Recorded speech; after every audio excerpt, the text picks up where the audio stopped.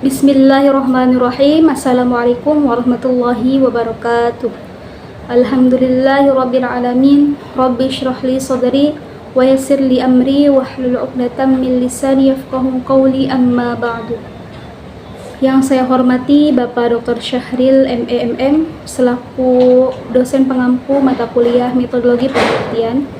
Sebelumnya perkenalkan, nama saya Rihadatul Hasanah. Saya mahasiswa dari Prodi Pendidikan Agama Islam.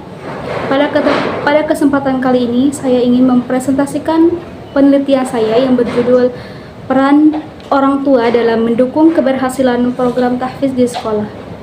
Adapun latar belakang yang saya teliti, yaitu orang tua merupakan sosok yang mempengaruhi pertumbuhan anak, dan bisa dikatakan bahwa seorang anak ibarat cerminan dari kedua orang tuanya.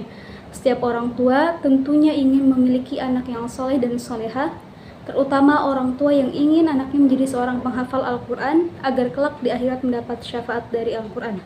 Namun hal ini tidak begitu langsung ada. Tentunya orang tua perlu mendorong, memotivasi anak agar bisa menjadi penghafal Al-Quran yang baik dan juga menguasai ilmu-ilmu dari Al-Quran itu tersendiri. Sebagai orang tua, tentunya memiliki peran yang cukup besar dalam pendidikan anak, baik dalam mendampingi belajar anak, pembentukan, maupun pengawasan. Orang tua perlu mendorong, motivasi anak agar bisa menjadi penghafal Al-Quran yang baik dan juga menguasai ilmu Al-Quran itu tersendiri. Namun pada faktanya, masih banyak orang tua yang belum berperan mendampingi anak untuk menghafal Al-Quran, terutama ketika seorang anak berada di dalam rumah, sehingga kualitas hafalan anak bisa dibilang kurang. Hal ini bisa disebabkan oleh beberapa faktor. Yang pertama, karena kurangnya pengetahuan orang tua terkait pentingnya dari menghafal Al-Quran itu sendiri, sehingga kurangnya motivasi untuk menjadikan anak seorang penghafal Al-Quran. Kemudian yang kedua, kurangnya motivasi dan peran orang tua di rumah dalam mendampingi proses menghafal seorang anak. Kemudian yang terakhir, masih banyak anak yang masih kurang lancar dalam membaca Al-Quran, sehingga berpengaruh pula pada kurangnya minat anak dalam proses menghafal Al-Quran tersebut. Kemudian berdasarkan latar belakang yang saya teliti, maka saya tertarik untuk mengambil judul penelitian saya, yaitu peran orang tua dalam mendukung keberhasilan program tahfiz di sekolah. Adapun latar belakang yang sudah saya jelaskan, maka saya mengidentifikasi masalah pada penelitian saya. Yang pertama yaitu kurangnya pengetahuan orang tua terkait pentingnya dari menghafal Al-Quran itu tersendiri, sehingga kurangnya motivasi untuk menjadikan anak seorang penghafal Al-Quran. Kemudian yang kedua, kurangnya motivasi dan peran orang tua di rumah dalam mendampingi proses menghafal seorang anak. Dan yang terakhir yaitu banyak anak yang masih kurang lancar dalam membaca Al-Quran, sehingga dapat berpengaruh pada kurangnya minat anak tersebut dalam menghafal Al-Quran. Kemudian, batasan masalah. Di sini peneliti membataskan masalah. Yang pertama yaitu penelitian hanya fokus pada peran orang tua dalam menjalankan suatu fungsi sebagai orang tua dalam meningkatkan hafalan Al-Quran anak di sekolah menengah pertama. Kemudian, fokus peneliti ini hanya fokus pada cara orang tua dalam mendukung, seperti memberi waktu, fasilitas, dan komunikasinya dengan guru. Adapun rumusan masalah, yang pertama yaitu bagaimana peran orang tua dalam mendukung keberhasilan program tahfiz di sekolah. Yang kedua, faktor apa saja yang mendukung dan menghambat orang tua dalam mendukung keberhasilan program tahfiz di sekolah. Adapun tujuan dari penelitian ini, yang pertama yaitu untuk mengetahui bagaimana peran orang tua dalam mendukung keberhasilan program tahfiz di sekolah.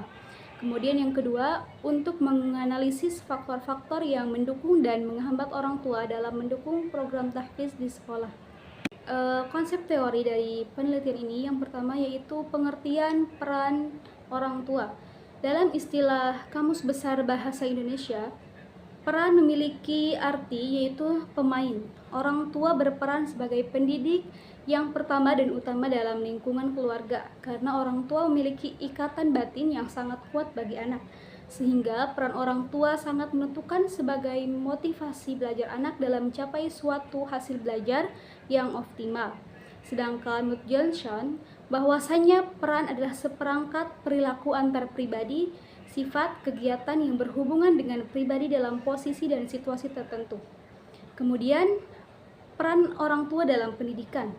Tentunya orang tua memiliki peran dalam pendidikan. Dalam menghafal Al-Quran, perlu ada prinsip yang dipegang kuat agar target yang ingin diraih tercapai. Di samping itu ada hal-hal yang perlu diperhatikan orang tua ketika memiliki anak menghafal Al-Quran, yaitu diantaranya berdoa kepada Allah, bertahap dalam menghafal, membuat jadwal dan memilih waktu yang tepat, memberi fasilitas yang mendukung, mendengarkan bacaan murotal, seimbang antara kelembutan dan ketegasan, mengkonsumsi makanan bergizi, menggunakan metode menghafal yang sesuai, dan tentunya harus sabar. Kemudian, apa sih yang dimaksud dengan menghafal? Dalam Kamus Besar Bahasa Indonesia, menghafal adalah berusaha meresapkan ke dalam pikiran agar selalu ingat.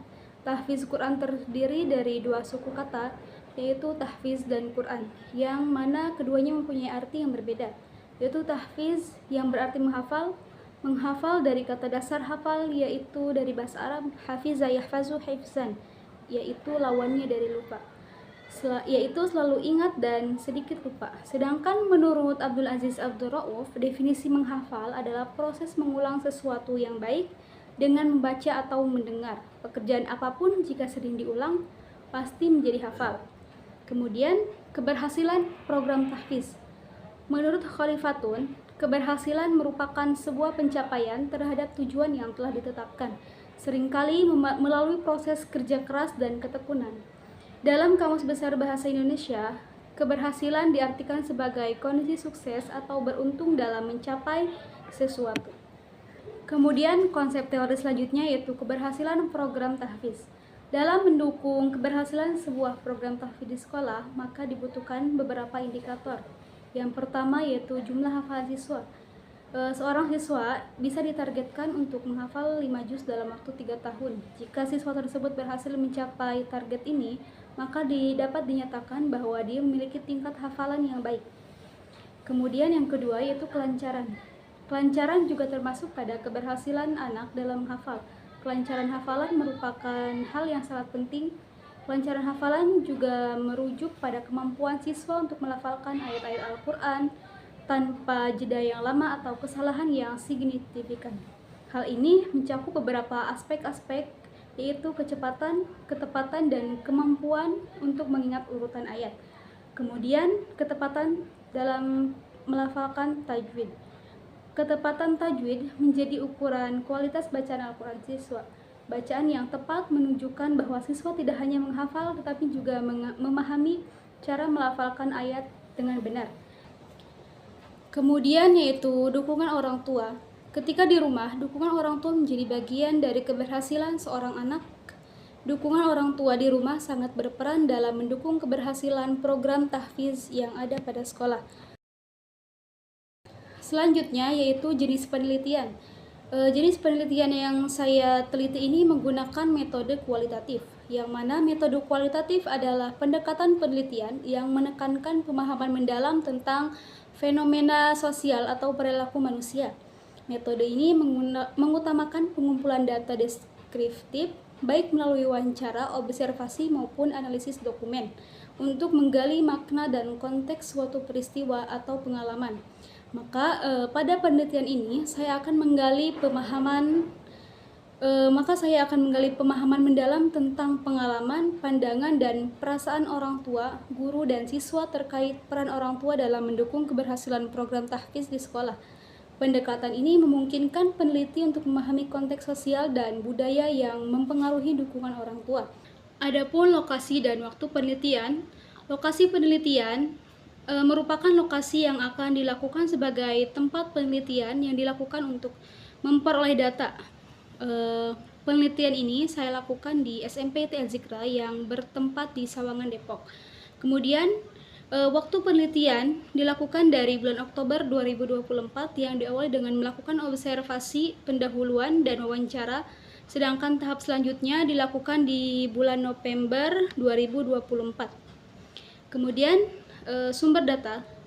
Di sini saya menggunakan dua sumber. Yang pertama yaitu sumber primer dan sumber sekunder.